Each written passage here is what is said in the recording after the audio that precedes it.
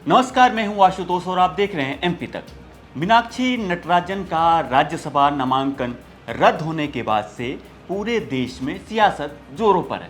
कांग्रेस जहां इसे लोकतंत्र की हत्या करार दी है, वहीं बीजेपी इसे पूरी तरीके से कानूनी और न्याय संगत बता रही है। आपको बता दें कि मध्य प्रदेश में राज्यसभा की 3 सीटों पर चुनाव होना है। संख्या बल के हिसाब से 2 सीटें बीजेपी के खाते में जाना पहले से ही तय माना जा रहा था। पेंच फंस रहा था तीसरी सीट पर, जहां बीजेपी ने महेश केवट को अपना उम्मीदवार बनाया था।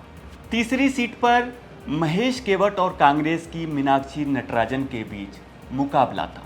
हालांकि जो आंकड़े थे कांग्रेस के, उसके मुताबिक मीनाक्षी नटराजन राज्यसभा सांसद बन सकती थी, लेकिन मीनाक्षी नटराजन के नामांकन रद्द होने के बाद बीजेपी उम्मीदवार महेश केवट का राज्यसभा जाने का रास्ता पूरी तरीके से साफ होता नजर आ रहा है। लेकिन सवाल उठता है कि आखिर रिटर्निंग ऑफिसर के बंद कमरे में ऐसा क्या हुआ, किस नियम के तहत मीनाक्षी नटराजन का पर्चा खारिज किया गया और इस पूरे फैसले में क्या कानूनी पेच है। आइए आपको सिलसिलेवार तरीके से समझाते हैं। ये जो पूरा मामला है, ये है साल 2022 का।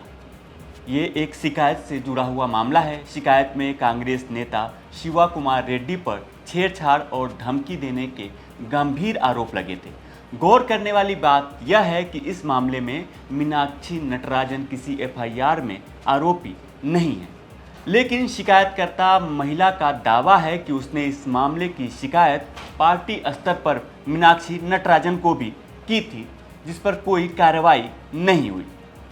रिटर्निंग ऑफिसर के मुताबिक मीनाक्षी नटराजन के खिलाफ तेलंगाना की एक अदालत में एक निजी परिवार दर्ज थी। कोर्ट ने 17 सितंबर 2025 को समन जारी करते हुए उन्हें पेश करने का आदेश दिया था। रिटर्निंग ऑफिसर ने पर्चा खारिज करने के पीछे मुख्य रूप से 3 बातें कही। पहली बात, उम्मीदवार के शपथ पत्र में इस निजी परिवार का कोई जिक्र नहीं था, जिससे हलफनामा अधूरा माना गया। दूसरी बात, समन जारी होने की वजह से अदालत में मामला लंबित और सक्रिय माना गया।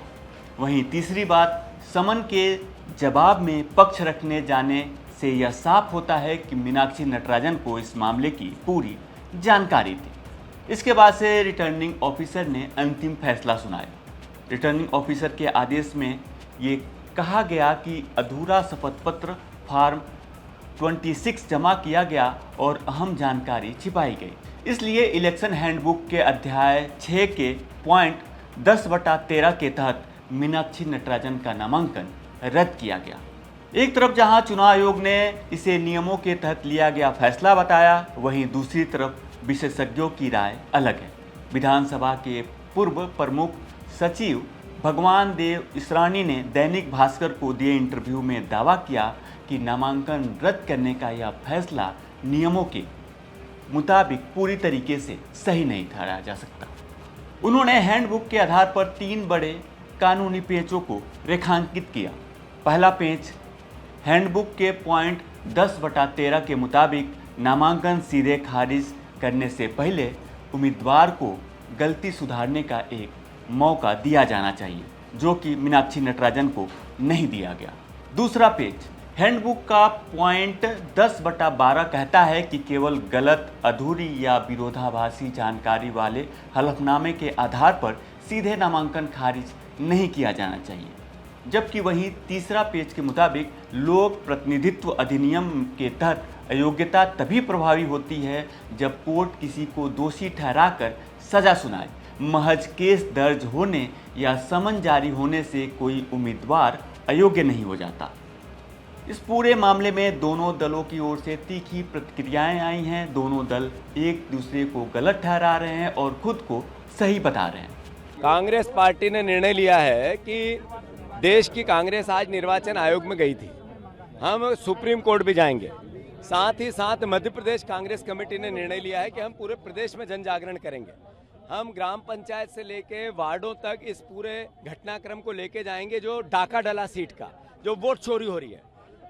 प्रदेश कांग्रेस, प्रदेश भारतीय जनता पार्टी के जिलेवार कार्यालय घेरेंगे, प्रदेश का मुख्यमंत्री का निवास का घेराव करेंगे। साथ ही साथ सारे विधायक एक साथ मिलकर दिल्ली जाएंगे। शुक्रवार के दिन, शनिवार के दिन हमने राष्ट्रपति से समय मांगा है, अगर दे दे तो उनका धन्यवाद देंगे, नहीं तो मार्च करेंगे और गुहार लगाएंगे कि हमारे वोट का अधिकार दो। एक तो जो कांग्रेसी नेता राज्यसभा में जाना चाहते थे वो नहीं चाहते थे कि किसी भी कीमत पर मीनाक्षी नटराजन और राहुल गांधी का उम्मीदवार यहां से जीतकर राज्यसभा जाए।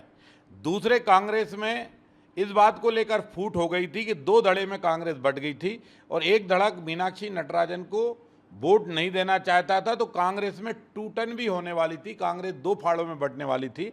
तो कांग्रेस ने अपनी टूटन बचाने के चक्कर में और वरिष्ठ नेताओं का जो राज्यसभा नहीं गए उनकी खुन्नस निकालने के चक्कर में आधा अधूरा फार्म मीनाक्षी का भरा।